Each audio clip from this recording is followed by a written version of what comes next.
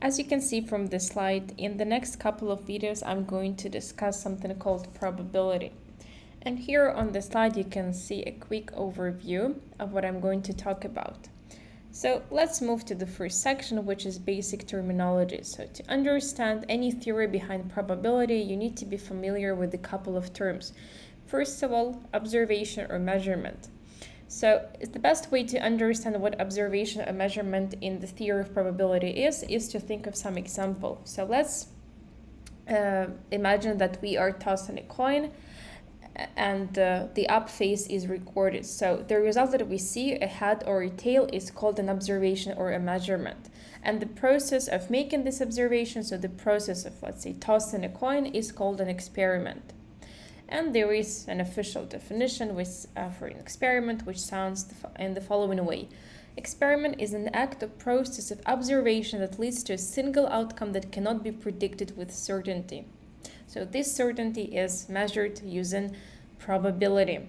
Another example of an experiment could be tossing a die, and since we know that there are 6 possibilities, so there are 6 sides of a die, there are 6 possible outcomes, or we can say there are 6 observations, or there are 6 measurements from 1 to 6.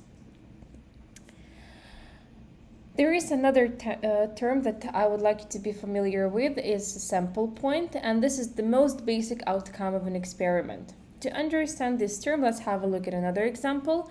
So let's imagine that we are tossing 2 coins and their up faces are recorded.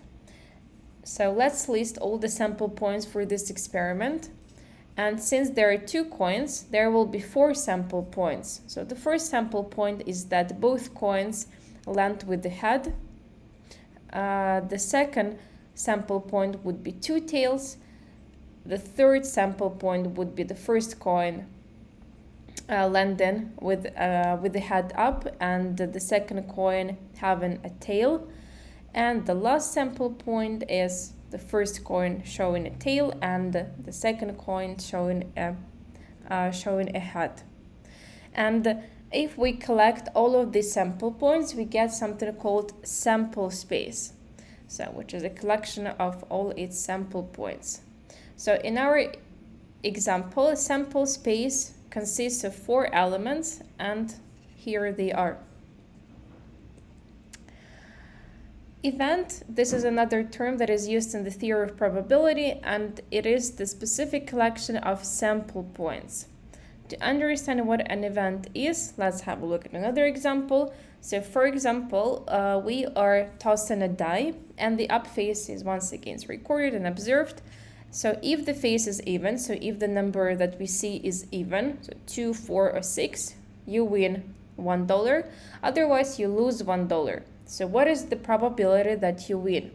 So we already know that the sample space in this experiment consists of 6 values from 1 to 6. And let's denote the event of winning by letter A. So, and since, once again, we win when we get an even number, so 2, 4, and 6, this event A includes 3 possible outcomes, 2, 4, and 6. And this brings us to the term of probability, so the main focus of this discussion. So probability, I'm sure that you've heard this a lot, I'm sure that you've used this word in your everyday life, and the definition would be the following. Probability is a chance or likelihood that a particular event will occur. There is even some formula that you can use for estimating the probability of any event. So in the numerator, we have the number of outcomes in event, and in the denominator, we have number of outcomes in sample space.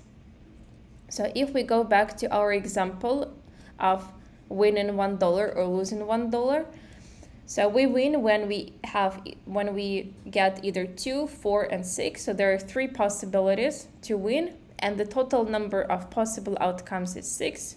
So when we divide 3 by 6, we get that the probability of winning is 1/2. Probability has 2 very important properties. First of all, the probability of any event is a number that lies between 0 and 1. So if you get a probability that is higher than 1 or higher than 100%, that will be a very big mistake. And if you get a probability that is lower than 0 or lower than 0%, this will be another mistake. The second property says that the probabilities of all the sample points within a sample space must sum to 1. So, for example, if we go back to our example of tossing a die, the probability of getting 1 is 1 over 6. The probability of getting 2 is once again 1 over 6. The same probability is for 3, 4, 5, and 6. So if you sum their respective probabilities, so 1 over 6 plus 1 over 6 plus 1 over 6 plus 1 over 6 plus 1 over 6 plus 1 over 6, we get that the total probability, so the sum of probabilities, is equal to 1.